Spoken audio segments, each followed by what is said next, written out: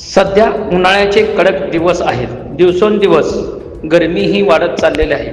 अशातच कोल्हापूर जिल्ह्यातील गडिंग्लज तालुक्यातील इंचनाळ गावामध्ये 22 वर्षीय युवकाने विहिरीत सूर मारला आणि तो वर आलाच नाही.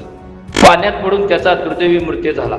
गणेश बबन नंदवडे, वय वर्षे 22, मृत युवकाचे नाव असून गणेश हा मित्रासोबत गावातील बळवंत पाटील यांच्या मालकीच्या विहिरीमध्ये पोहण्यासाठी गेला होता. यावेळी गणेश काठावर बसून विहिरीत उडी मारून सूर घेतला, परंतु तो वर आलाच नाही. या घटनेची माहिती मिळताच तातडीने शोध मोहीम सुरू केली, परंतु वेळ निघून गेली होती. तब्बल 5 तासाच्या शोध मोहिमेनंतर गणेशचा मृतदेह सापडला व तो पोस्टमॉर्टमसाठी पाठवला आहे.